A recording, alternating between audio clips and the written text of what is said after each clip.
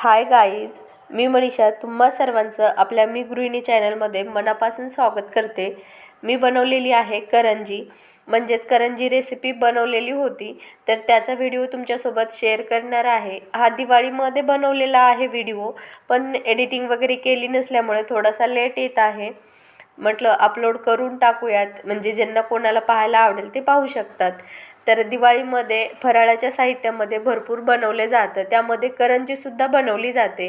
पण भरपूर जणांची करंजी थोडीशी वातड होते किंवा लगेच फुटली जाते. तर या व्हिडिओमध्ये खूप छान छान अशा टिप्स दिलेल्या आहेत, त्यामुळे तुमची करंजी तुटणार किंवा फुटणार नाही. चला तर मग पाहूयात. मी ते शेगडीवरती कढई गरम करण्यासाठी ठेवली. त्यामध्ये या ग्लासाने 4 ग्लास एवढे तीळ घेणार आहे. तिळाचं प्रमाण तुम्ही कमी जास्त बनवू शकतात, पण दिवाळीमध्ये आपण फराळ थोडासा जास्त बनवतो, म्हणून मी तीळ थोडेसे जास्त घेतलेले आहेत. आत्ता हे तीळ आपल्याला भाजून घ्यायचे आहेत. तुम्ही गॅसवरती बनवत असाल तर स्पीड तुम्हाला कमी जास्त करता येऊ शकते. तीळ भाजताना जेव्हा तीळ आपले चांगल्या प्रकारे भाजले जातात त्यावेळेस तिळाचा खूप छान खमंग असा वाससुद्धा येतो आणि थोडेसे तडतडसुद्धा वास येतो, त्यामुळे आपले तीळ भाजलेले आहेत असं समजतं. आता हे जास्त प्रमाणात तीळ असल्यामुळे यांना 5 ते 6 मिनिट भाजायला लागतात. तर इथे तुम्ही पाहू शकतात की आपले तीळ जे आहेत ते चांगल्या प्रकारे भाजून झालेले आहेत. तर तीळ भाजताना तुम्ही कमी जास्त स्पीड करून भाजली तर एकदम चांगले भाजले जातात, पण ज्यांना सवय आहे त्यांनी फुल स्पीडवरती भाजले तरीसुद्धा चांगल्या प्रकारे भाजले जातात. तर जर तुम्हाला तिळाच्या करंज्या करायच्या असतील तर तुम्ही यामध्ये साखरसुद्धा लगेचच टाकू शकतात. भरपूर जण तीळ आणि साखर एकत्र भाजतात व नंतर दळून घेतात. भरपूर जण तीळ वेगळे भाजतात आणि दळायच्या वेळेस साखर ॲड करतात. तर माझी आजी जी आहे तिने सांगितलं की सोबत जर भाजले तीळ आणि साखर तर याची टेस्ट थोडीशी चांगली लागते, जे आपण नॉर्मल करंजी बनवतो त्याच्यापेक्षा. तर इथे माझे तीळ भाजून झालेले होते आणि 4 ग्लास तिळासाठी मी 3 ग्लास एवढी साखर घेतलेली आहे. तीळ अगोदरच गोड असतात, त्यामुळे साखरेचं प्रमाण थोडंसं कमी वापरायचं. आणि जर तुम्ही खूप कमी गोड खात असाल तर तुम्ही 3 ग्लासाच्या जागी 2.5 ग्लास टाकलं तरीसुद्धा चालेल. आमच्या इकडे थोडंसं जास्त गोड खातात, त्यामुळे इथे मी 3 ग्लास एवढी साखर टाकलेली आहे. साखर टाकल्याच्या नंतर फक्त 2 ते 3 मिनिट आपल्याला फास्टमध्ये परतून घ्यायचे, कारण लगेच तीळ आणि साखरेच्या गाठी व्हायला सुरुवात होतात. तर खूप जास्त आपल्याला खडे वगैरे करायचे नाहीत. हलकेसे खडे व्हायला सुरुवात झाली, तीळ साखरेला चिटकायला लागले की आपल्याला गॅस बंद करून हे तीळ काढून घ्यायचे आहेत. तर जवळजवळ 2 ते 3 मिनिटामध्ये आपले तीळ आणि साखर चांगल्या प्रकारे भाजूनसुद्धा झालेले आहेत.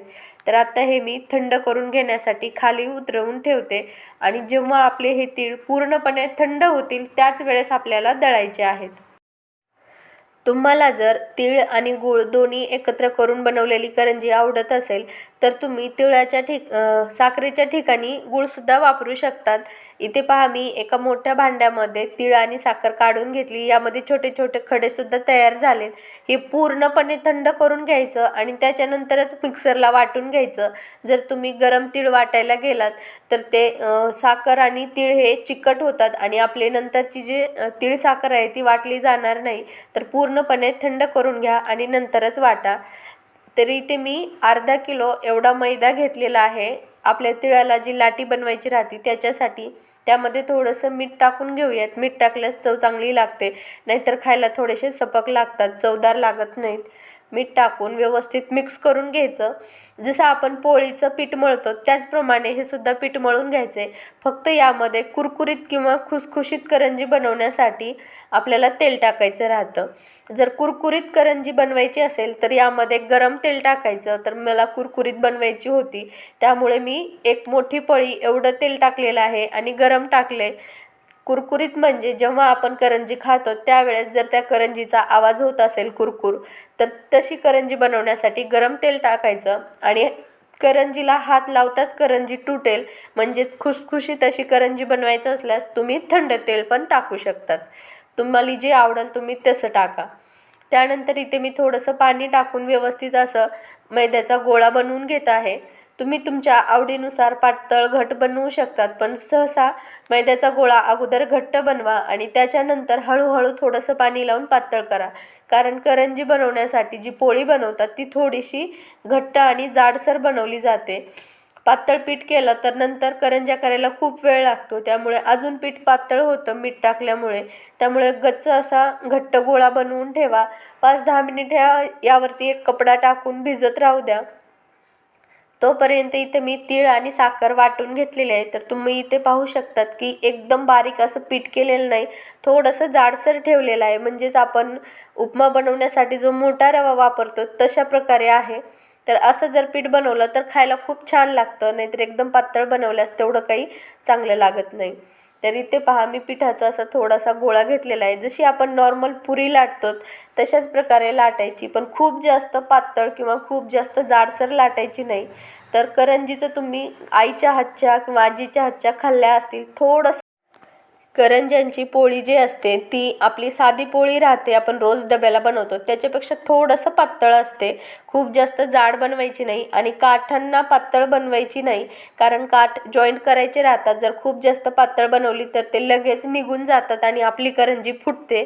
तर सर्व सर्व बाजूंनी एकदम बरोबर लाटून घ्यायची, कुठेही जाड किंवा पातळ होऊ द्यायचं नाही.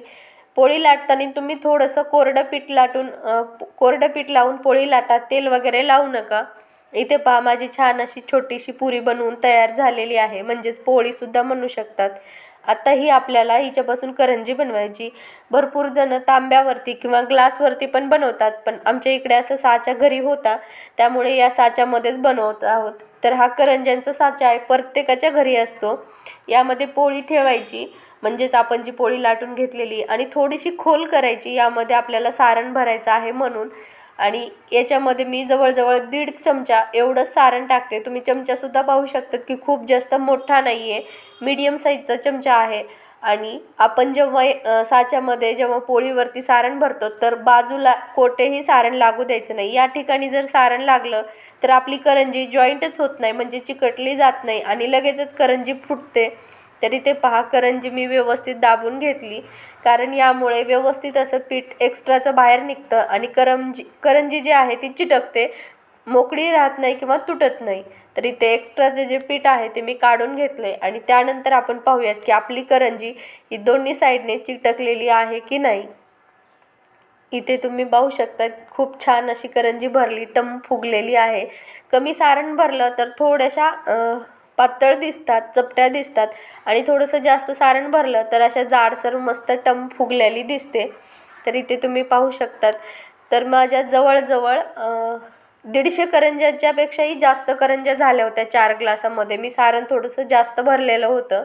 तर तुम्ही पाहू शकतात अशाच प्रकारच्या खाली 2 ते 3 लेयर ठेवलेल्या आहेत. त्यानंतर इथे मी शेगडीवरती तेल हे चांगलं कडकडीत गरम करून घेतलेलं आहे व त्यानंतर यामध्ये करंजी सोडते. तुम्ही जर कमी तेल टाकलं तर त्यामध्ये 2 ते 3 करंजी तळली जाते, पण भरपूर जर तेल टाकलेलं असेल तर एकाच वेळेस 6 ते 7 करंज्या यामध्ये तळता येतात. तुम्ही इथे पाहू शकतात की मी एकाच वेळेस 5 करंज्या टाकलेल्या आहेत. तेल भरपूर आहे, अजून 2 करंज्या तळल्या जातील, पण मी 5च टाकल्या. आणि करंजी तेलात सोडल्याच्या नंतर लगेच 1 मिनिटाने मी पलटवून घेते, कारण तेल खूप जास्त गरम आहे आणि गरम तेलात जर करंजी तळली तर ती लाल दिसते. तर आपल्याला पांढऱ्या शुभ्र अशा करंज्या तळायच्या आहेत, म्हणून लगेचच पलटवून घेत आहे. आणि 1 ते 1.5 मिनिटानंतर गॅस लगेच बंद केला. मी करंजी तेलात सोडली, 1.5 मिनिटाला बटन बंद केलं आणि नंतर त्या गरम तेलामध्येच तळून घेते. यामुळे एकतर करंजी आपली लाल होणार नाही आणि जेवढी जाड पोळी लाटलेली असेल तेवढी पोळी तळलीसुद्धा जाते, म्हणजे कुठेही करंजी कच्ची राहत नाही. तुम्ही पाहू शकतात फक्त 2 मिनिटामध्ये आपली करंजी तळून तयार झालेली आहे. एकदम पांढऱ्या शुभ्र अशा बनवल्यात. तेल जेवढं जास्त गरम असेल तेवढीच जास्त करंजी लाल दिसते, त्यामुळे लगेचच बटन बंद करायचं. अशाच प्रकारे मी बाकीच्या सर्व करंज्या तळून घेतलेल्या आहेत. तर इथे मी एका मोठ्या टोपल्यामध्ये करंज्या ठेवल्यात आणि त्यानंतर तुम्हाला दाखवत आहेत. तुम्ही सुद्धा पाहू शकतात करंज्यांच्या वरती छोटे छोटे असे पांढरे फोडसुद्धा आलेले आहेत आणि एकदम पांढऱ्या शुभ्र अशा झालेल्या आहेत. जवळून सुद्धा दाखवते.